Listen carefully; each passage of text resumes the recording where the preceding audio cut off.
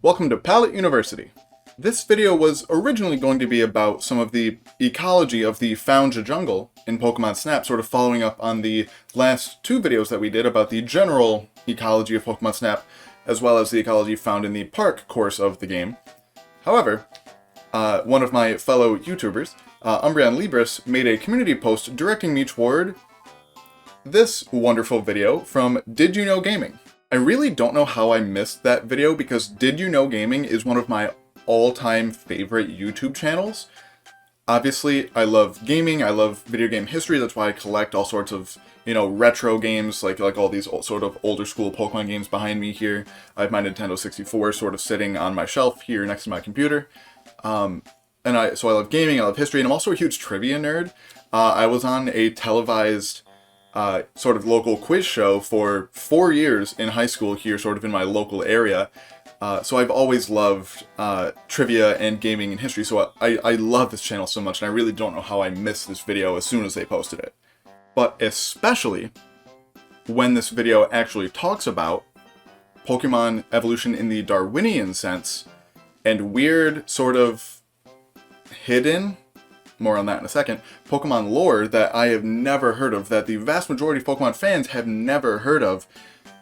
I had to just kind of drop everything and make a video about that instead. Please, please, please go watch this video from Did You Know Gaming. Please support the amazing work that they did for this video because they paid quite a bit of money to acquire the thing that they're talking about, as well as have it translated because it was only originally published in Japanese. I will get more into some of the details behind it, but if you want the full backstory, please go watch this video. But if you don't like supporting really well-made Pokemon content, then I guess I'll do a little bit of a recap for you. There was a book simply called PokeDex, released alongside Pokemon Red and Green in Japan in 1996, and it contains tons of extra information about the world of Pokemon, the various Pokemon, the first 150, I don't believe they talk about Mew, but they do talk about Mewtwo, so the first 150 Pokemon that were around at the time, as well as just various things much more sciencey than we tend to get, later in the series. Just so many really interesting things that we have never seen before. And even lots of things that weren't added to Pokemon until generations later for a specific Pokemon's Pokedex entry. Lately, we've sort of been seeing a lot of leaked sort of beta content from, the sort of beta pre-production versions of, the Generation 1 and Generation 2 Pokemon games. This isn't like that at all. This was an actual released thing that has been in existence for the last 25 years that was just never localized outside of Japan. But it is totally canon. It is an official Creatures Inc. Pokemon Company product. So, this channel, Did You Know Gaming, bought a copy of it, which is relatively expensive. I looked online just to see how much one would be going for. To get one shipped here to the United States would cost somewhere between $120 and $150 or so dollars. But the real kicker is getting it translated, because to my knowledge, nobody on their staff speaks or reads Japanese. So, to solve that problem, they paid a person named Nob Agasawara to translate it. If you've been one of those people who actually read through the credits and watch the credits of Pokemon games, you might know that Mr. Agasawara was the person who translated the first 26 Pokemon games.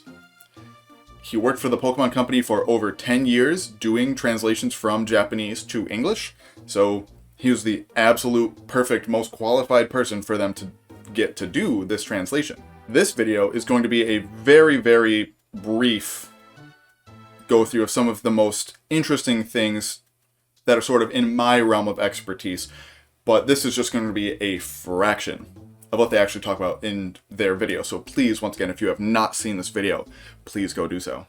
Immediately after they sort of explain some of the background, they get into sort of an introduction type section of this book. And it seems to be laid out in a really similar manner to like a local field guide of like local birds or local reptiles or something. If you go to any local bookstore, or if you even just look up, Audubon Society and then the area that you live, you'll probably find some sort of, local animals of whatever area. Which this pretty much is. This is just a field guide to the local fauna of the Kanto region. Just in the introduction, there were several things that immediately blew my mind. The first, and most important in my opinion, at least in the introduction, was that it establishes in like the first couple of sentences that Pokemon first show up 2 million years ago, which to me, as a paleontologist, immediately tells me many things and brings up many questions. Throughout this book, and honestly throughout many of the in-game Pokedex entries, it pretty strongly implies that the world of Pokemon is just sort of an alternate version of our real world, just with Pokemon in it. A lot of the places, the region of Kanto is based off of the Kanto region of Japan. I think the first 4 generations of Pokemon take place in regions that are based off of real-world areas in Japan. For example, Raichu's Pokedex entry from both Pokemon Fire Red and Pokemon Sun reference Indian elephants, which implies the existence of the country of India, and also elephants, non-Pokemon animals. And Raichu's Pokedex entries are by no means an isolated case here. Many Pokedex entries, especially the early ones, they've definitely steered away from it, probably in the last 4 generations or so, really steered away from it, unless they're reusing Pokedex entries, because the one from Pokemon Sun is literally just copy-pasted from the Fire Red Pokedex entry. So sometimes Pokemon companies are just not creative with their Pokedex entries and don't make new ones. So other than just the copy-pasted ones, they don't really reference any real-world places or non-Pokemon animals either. And that sort of puts me in an interesting spot on how to interpret some of these Pokedex entries. I believe that it's relatively common knowledge that the Pokemon Company did not intend for Pokemon to become as big of a cultural phenomenon as it is today. I believe they only planned for Generation 1 and 2, and then were not going to make any more games until they saw how popular the franchise was and how much money they could make off of it, and then they continued. Which partially explains why they made some of the early decisions that they did, such as referencing real-world places and non-human animals. Given that that's kind of the case, I'm going to be interpreting all the information from this Pokedex as if I was reading it at the time it was written. Meaning that the Pokemon world is just sort of an alternate reality version of our world. It is not its own unique thing. It's just sort of our world plus Pokemon. And being that that's the case, presumably geologic history would have happened in relatively the same order. So then, what was going on Earth around 2 million years ago when Pokemon supposedly first show up? Around that time was the early part, sort of toward the beginning, of what we in geology call the Pleistocene epoch, which lasted from 2.58 million years ago to just 11,700 years ago. To regular people, the Pleistocene is much more commonly referred to as the Ice Age, even though it wasn't icy all the time. The ice would come and it would go in cycles called Milankovitch cycles. And so there were times where the ice, was really far south and the glaciers were really extended, and then times where they sort of retreated back north. In fact, our current geologic time, the Holocene epoch, is, just sort of what scientists call the current interglacial cycle that we are in between the last time the glaciers started to recede and now. While 2 million years might seem like a really long amount of time for people who don't usually work in terms of billions of years or hundreds of millions of years like paleontologists do, 2 million years is almost nothing in terms of evolution. Darwinian evolution by means of natural selection, to be specific. For example, if you were to travel back in time to 98 million years ago and take some notes about what you see around you, and then you try and travel back to 100 million years ago, only 2 million years apart, and take notes about the things that you see around you, your notes would be almost exactly the same either time. There'd be a few differences, but really nothing terribly noticeable. Evolution is typically, and there's a very large asterisk on that because it can happen very quickly, but typically a process that takes very long amounts of time, millions and millions of years, for it to happen noticeably, So 2 million years between 2 million years ago and today is really not all that much time. If Pokemon all looked fairly similar, I could probably buy that more, but Pokemon are so diverse in just their shapes, not even their abilities, but just the morphologies that we see, that 2 million years would not be nearly enough time to get from a universal Pokemon common ancestor 2 million years ago to the wide variety of Pokemon shapes that we see today. Certain groups I would probably buy that they had a common ancestor around 2 million years ago. For example, the Pika clones, all the electric type rodents that you see in all the various generations.